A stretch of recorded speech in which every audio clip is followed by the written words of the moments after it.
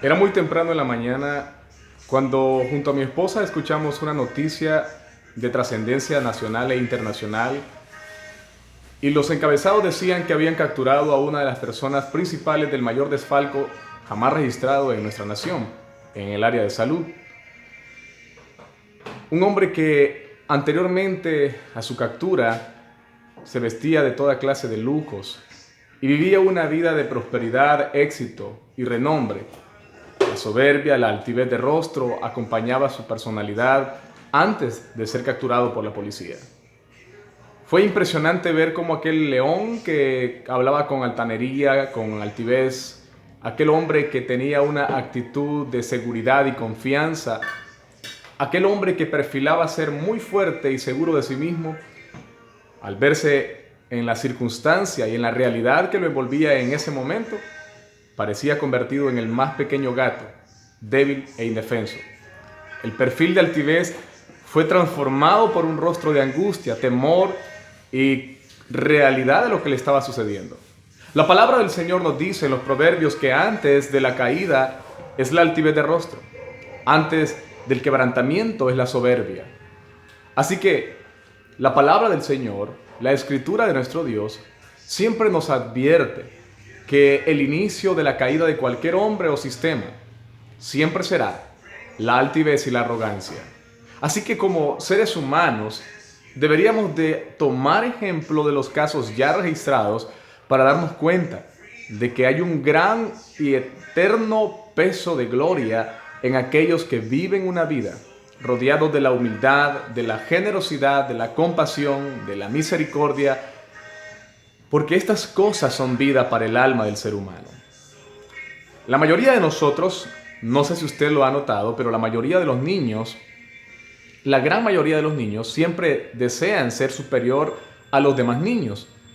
Desde que somos muy pequeños tenemos la necia necesidad de superar a los demás. Y aún hay muchas personas que siendo adultas procuran superar, sobrepasar, rebasar a las demás personas para no sentirse menor, para no sentirse poca cosa, para no sentir que valen nada.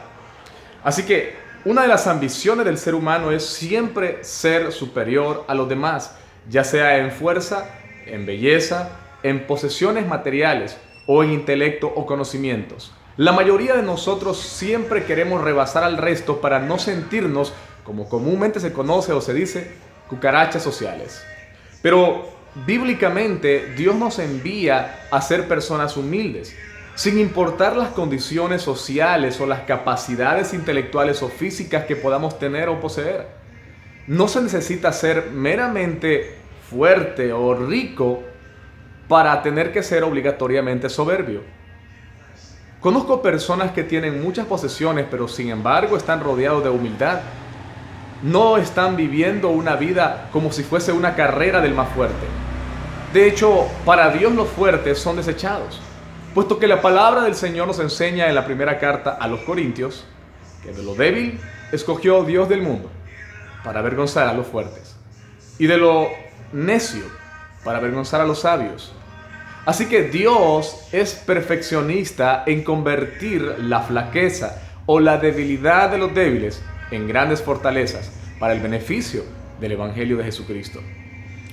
Así que vemos a lo largo de la historia del ser humano, a lo largo de la historia del hombre, muchos casos interesantes, tanto en la historia secular como también en la historia bíblica. Encontramos a hombres que con su soberbia solamente cavaron su propia tumba. Por ejemplo, encontramos uno de los casos, último rey de la provincia de Judea, allá en los tiempos de Jeremías, en los tiempos de cuando Daniel era un muchacho, o el tiempo de Ezequiel. En esa época de la historia hubo un hombre soberbio.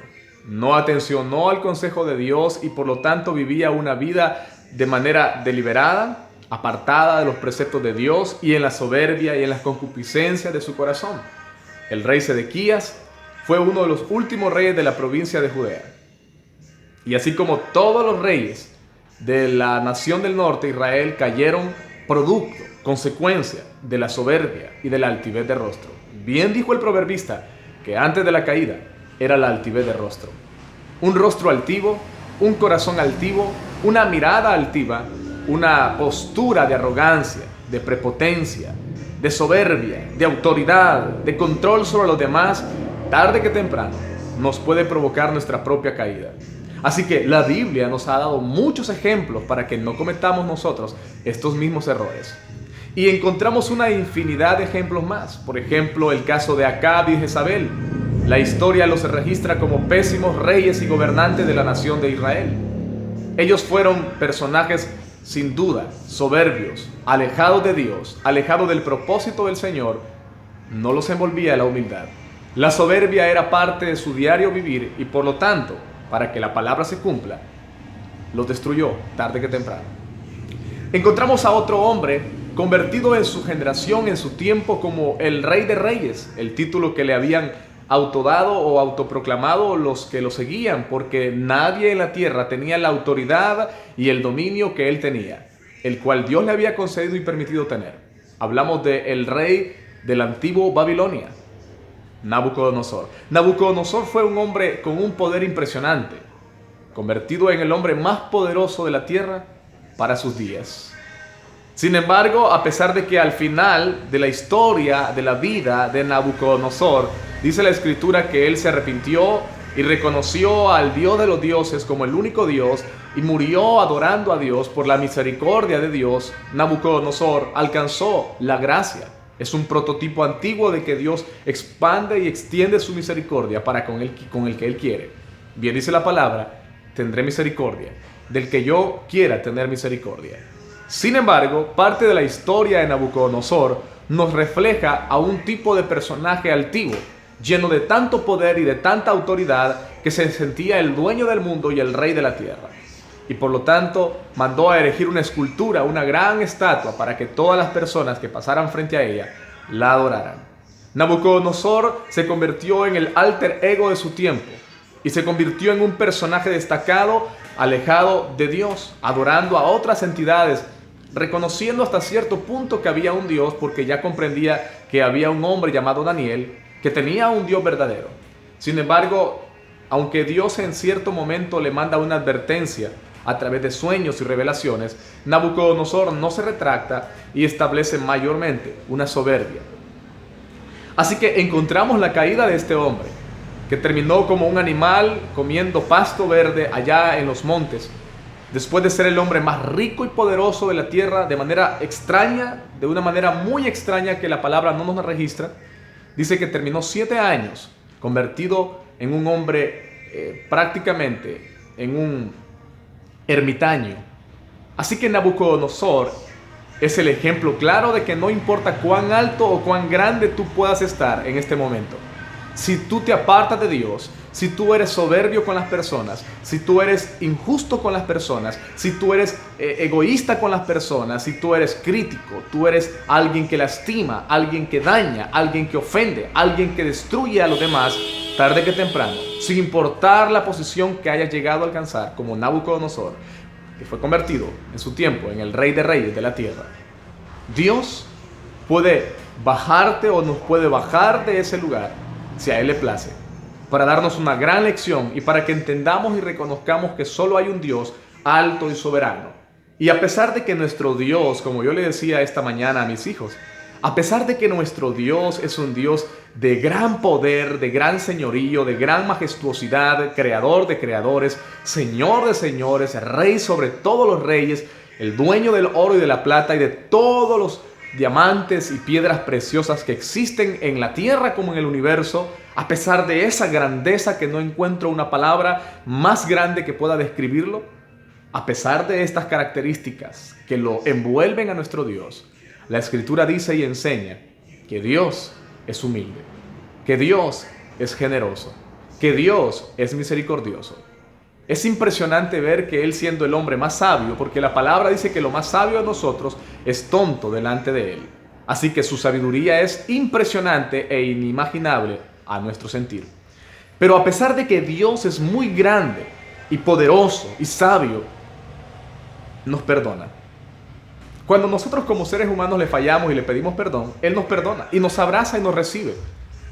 Y siendo tan sabio, Él obviamente sabe que posiblemente más adelante podamos volverle a fallar y aún así nos puede volver a perdonar por su gran amor. Así que su amor y su misericordia es un gran atributo que sobrepasa su mayor sabiduría.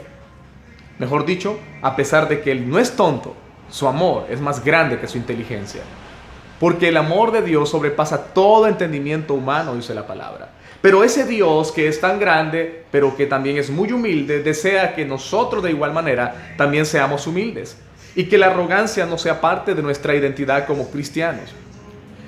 En la historia de la iglesia primitiva, encontramos algunos casos de hombres soberbios, extraviados de la verdad, que torcían las verdades de Dios y que la Biblia los registra como los soberbios de su tiempo. Encontramos a Alejandro, encontramos a Emineo y a Fileto. Pero también encontramos a otro hombre en la carta del apóstol Juan, tercera epístola de hecho del apóstol Juan, enviada a un siervo, a un amado, conocido como Gayo, quien seguramente era un ministro de Dios fiel y prudente. A este hombre el apóstol Juan le envía una de sus cartas, puesto que las primeras dos epístolas fueron enviadas, la primera a las iglesias que se encontraban en el Mediterráneo, posiblemente a las 7 iglesias de Asia Menor. La segunda epístola, que es enviada a la ¿cómo se llama? A la anciana amada, posiblemente se refería a una iglesia en particular a la que él enviaba su carta. Pero la tercera carta que Juan envía, la envía a Gayo. Este hombre llamado Gayo era un hombre justo. Tenemos que leer la epístola, tercera epístola de Juan, para comprender de lo que habla esta carta. Porque muchos han escuchado o han leído tercera epístola de Juan. Pero la tercera epístola de Juan está hablando precisamente en el contexto de la soberbia y de la humildad. Así que hoy, en este mensaje, hemos titulado esta palabra como la grandeza de la humildad y el fin de la soberbia. El anciano Gayo, el amado, a quien amo en la verdad, dice Juan: amado, yo deseo que tú seas prosperado en todas las cosas y que tengas salud, así como prospera tu alma. Pues mucho me regocijé cuando vinieron los hermanos y dieron testimonio de tu verdad, de cómo andas en la verdad.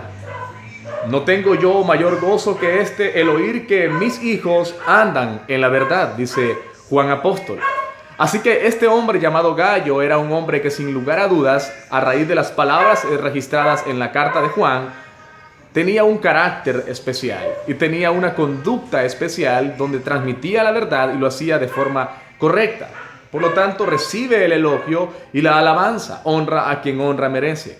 Cuando usted hace algo digno de ser alabado, aunque usted no lo exija, aunque usted no lo pida, aunque usted no lo exija, usted va a ser alabado. Toda persona que actúa en lo correcto recibirá alabanza.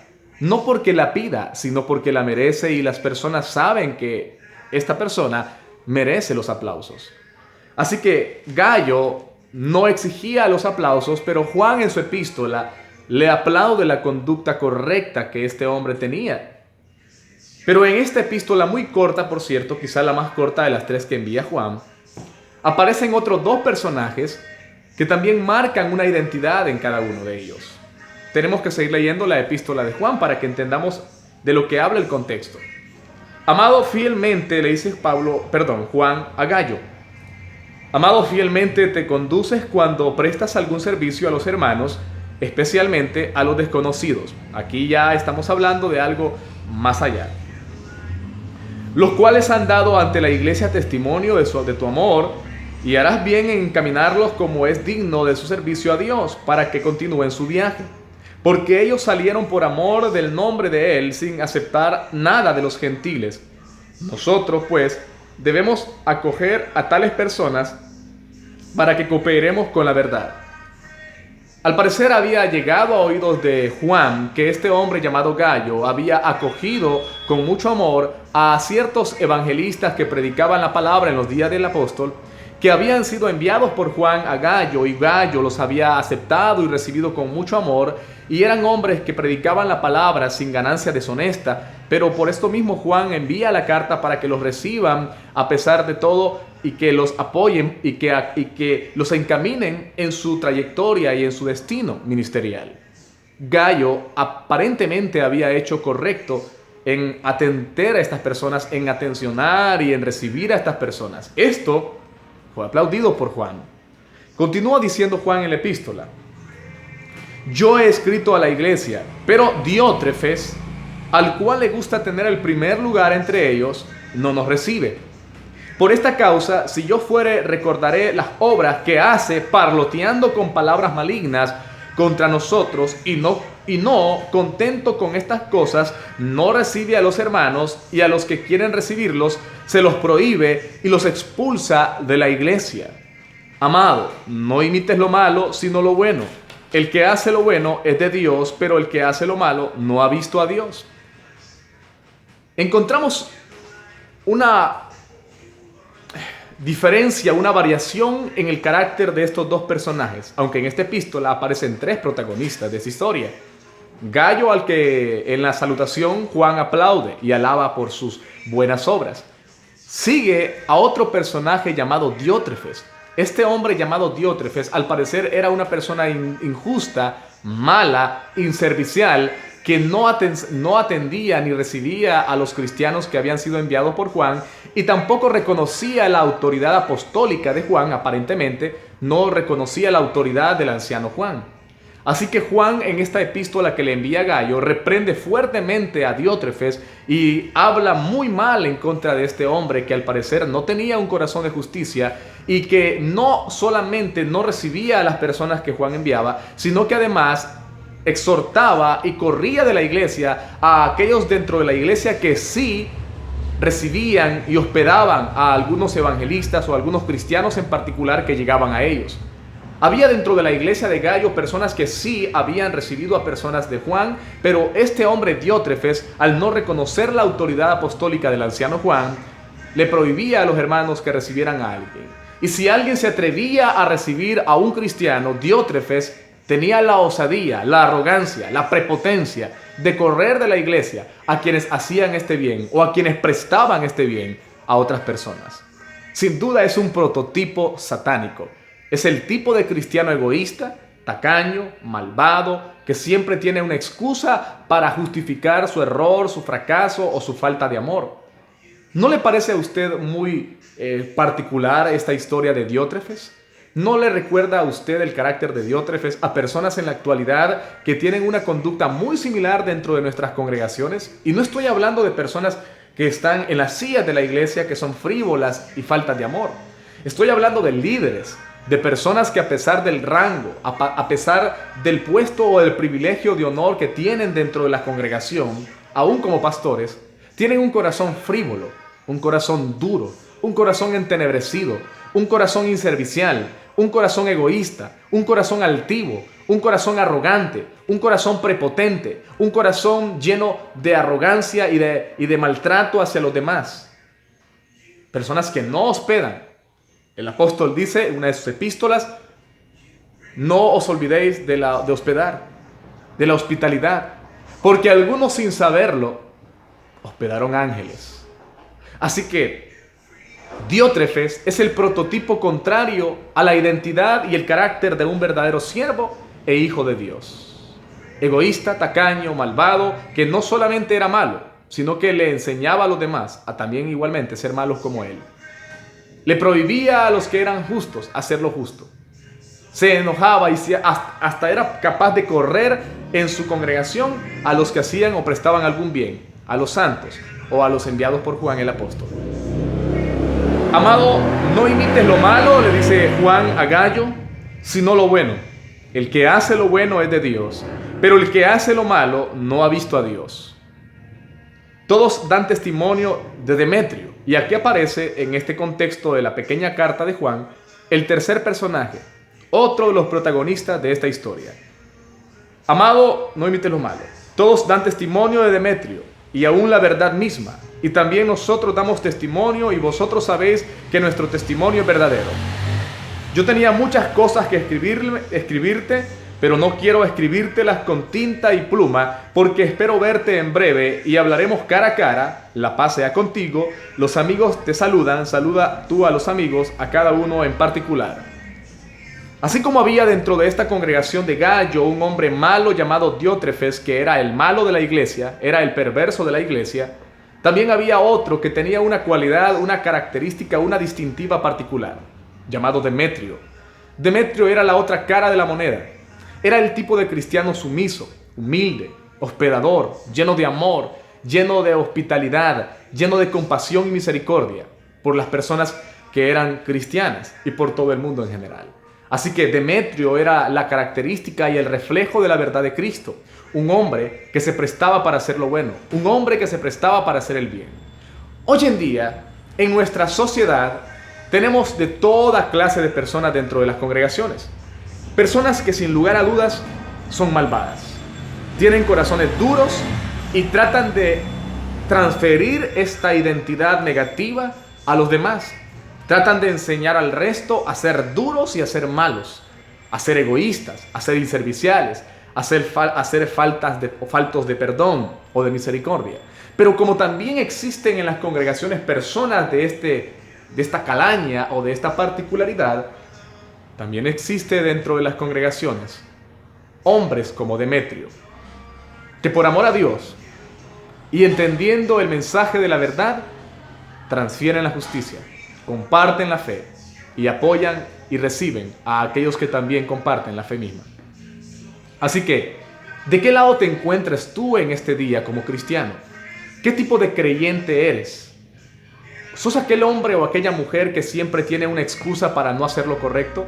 ¿Para no practicar la hospitalidad? ¿Para no practicar la justicia? ¿Para no practicar la misericordia o la bondad? ¿Eres el tipo de persona que le cuesta trabajo perdonar o pedir perdón? ¿Eres el tipo de persona que siempre le habla con dureza y con soberbia y con un tono elevado a las personas que le rodean? ¿Eres el tipo de persona que siempre está tratando de justificar su maldad y siempre trata de echar al hoyo o al abismo a los que hacen la justicia? ¿O acaso eres el tipo de persona que ama incondicionalmente, puesto que has tratado de llevar y poner por ejemplo al mayor de los hombres justos de toda la historia, nuestro mismo Dios? Lo dije al inicio de este video. Es increíble que un Dios tan grande, tan inteligente, tan sabio, tan lleno de ciencia y de poder, que no existe nadie que lo pueda superar. ¿Y quién lo podría aconsejar? ¿Quién sería el osado capaz de darle un consejo a Dios? Pero ese Dios, a pesar de toda la grandeza que lo envuelve y lo rodea, la Escritura nos enseña que es un Dios humilde, que es un Dios compasivo y es un Dios lleno de mucha misericordia. Tanto amor y tanta misericordia que sobrepasa todo entendimiento de los hombres. Así que el fin de la soberbia es la caída. Como el proverbista lo dijo, el apóstol Pedro dice en la epístola, antes, porque Dios dice, resiste a los soberbios, dice el apóstol Pedro, y da gracia a los humildes. Hablándole a los jóvenes, Pedro dice, Dios resiste a los soberbios y da gracia a los humildes. Así que cada vez que usted actúa con humildad, cada vez que usted actúa con amor, con misericordia y compasión por la humanidad, usted va a ser agraciado y aplaudido y llevado tarde que temprano a lugares de honor, sin la necesidad de que usted lo exija, porque muchas personas quieren recibir honores forzando a la sociedad a aplaudirlos. Pero también la palabra dice que Dios resiste a los soberbios. Si usted y yo actuamos con soberbia, Dios nos va a bajar, Dios nos va a humillar y Dios nos va a formar de nuevo. No importa quién seamos, cuando alcanzamos ciertos niveles o privilegios en la vida o en la historia de nuestra vida y nos desviamos por un poquito y nuestra frente comienza a arrugarse y nuestro rostro comienza a ser altivo, soberbio, lleno de altivez. Y cuando comenzamos a hablarle de forma golpeada a los demás, estoy convencido que Dios nos dará una lección. Pero cada vez que nosotros volvemos a Dios y actuamos con la humildad y la sumisión que Él demanda, también tarde que temprano Dios nos premiará. Amén. Porque el que se humillare en lo secreto, Dios lo recompensará en público. Y el que se exaltare, Dios lo humillará en público. Así que Dios le bendiga a todos en esta oportunidad. Esto fue un video más de las transmisiones de Facebook tituladas Al Clamor Final. Mi nombre es Eric Galo. Recuerden, el que ha de venir viene pronto y no tardará.